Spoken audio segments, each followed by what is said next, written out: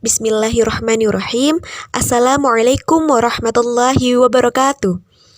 Selamat pagi saya ucapkan kepada Bapak dosen pengempu mata kuliah Pancasila dan kepada teman-teman yang berbahagia. Saya Gina Mutalazima Nazila dengan NIM 2102011100033 yang pada pagi hari ini berkesempatan untuk membawakan materi Pancasila dengan tema menggali sumber historis, sosiologis, dan politis tentang Pancasila sebagai sistem etika. Dan yang pertama, saya akan membahas tentang sumber historis. Pada masa Orde Lama, Pancasila sebagai sistem etika masih berbentuk sebagai filosofis Grundslag atau Welstandshoek, yang artinya nilai-nilai Pancasila belum ditegaskan ke dalam sistem etika. Tetapi, nilai-nilai moral telah terdapat dalam pandangan hidup masyarakat Indonesia sejak dahulu. Masyarakat dalam masa Orde Lama telah mengenal nilai-nilai kemandirian bangsa yang oleh Presiden Soekarno disebut dengan istilah berdikari atau berdiri di atas kaki sendiri. Pada masa Orde Baru, Pancasila sebagai sistem etika disosialisasikan melalui penataran P4 dan diinstitusionalkan dalam wadah BP7.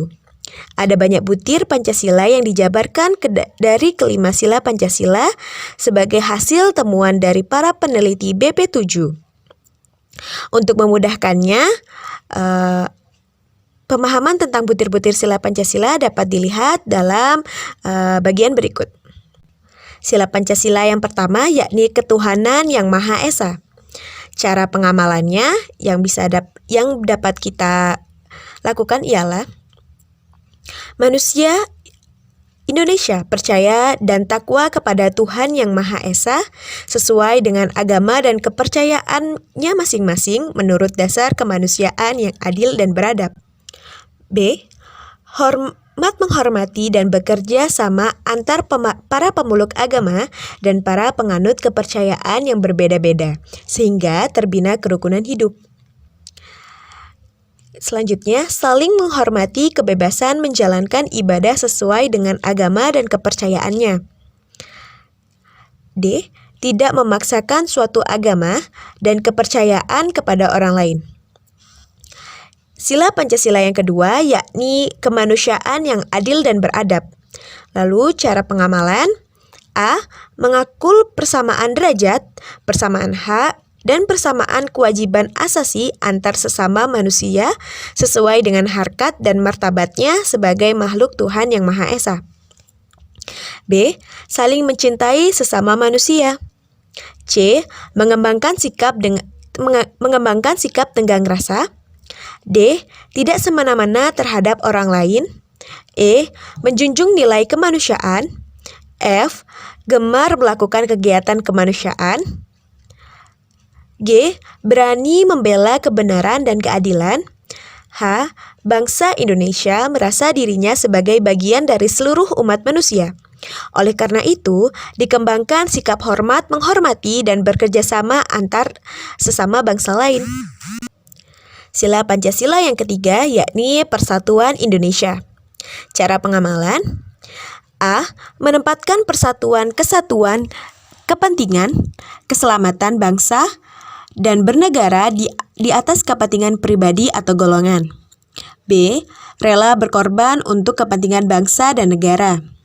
C. Cinta tanah air dan bangsa. D. Bangga sebagai bangsa Indonesia dan bertanah air Indonesia. E.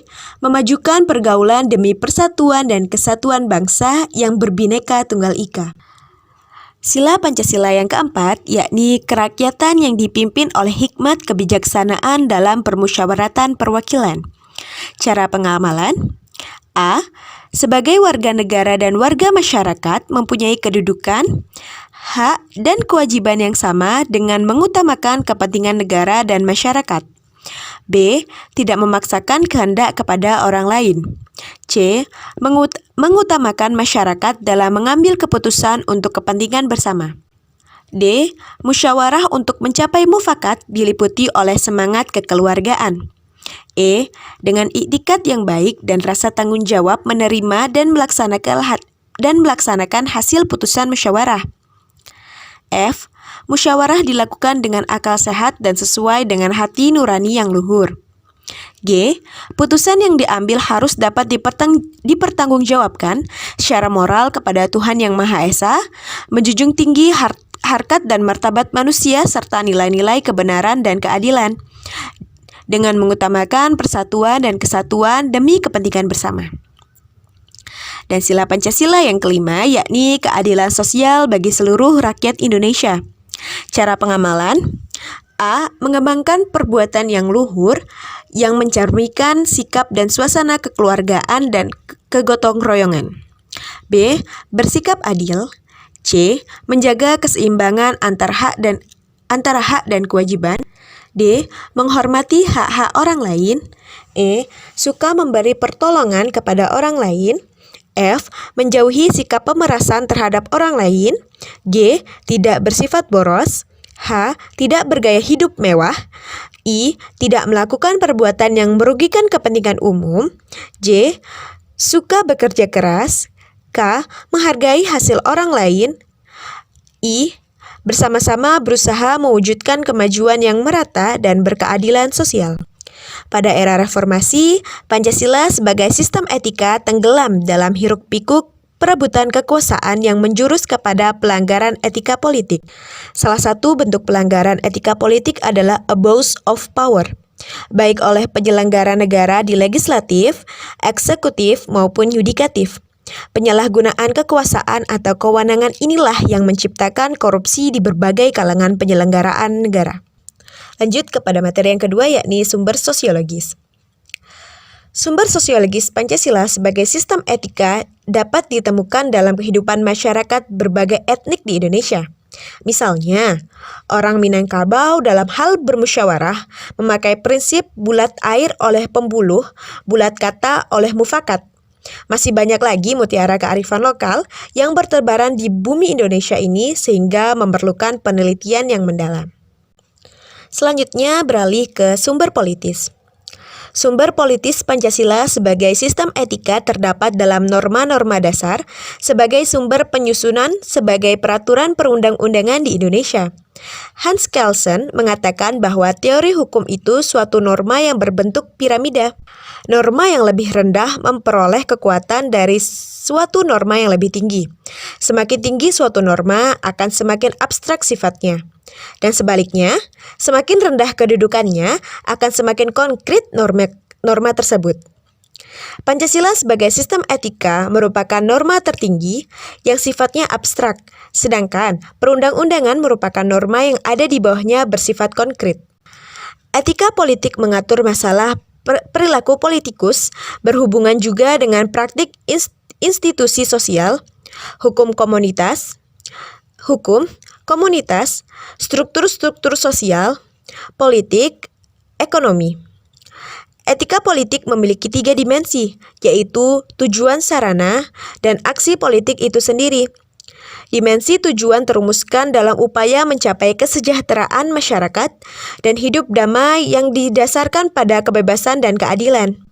Dimensi sarana memungkinkan pencapaian tujuan yang meliputi sistem dan prinsip-prinsip dasar pengorganisasian praktik penyelenggaraan negara dan yang mendasari institusi sosial. Dimensi aksi politik berkaitan dengan pelaku pemegang peran sebagai pihak yang menentukan rasionalitas politik. Rasionalitas politik terdiri atas rasionalitas tindakan dan keutamaan. Tindakan politik dinamakan rasional bila pelaku mempunyai orientasi situasi dan paham permasalahan. Baiklah, terima kasih saya sampaikan dan kurang lebihnya saya mohon maaf. Jika teman-teman ingin menanyakan hal-hal yang belum jelas kiranya, saya persilahkan pada akhir sesi nanti. Terima kasih. Wassalamualaikum warahmatullahi wabarakatuh.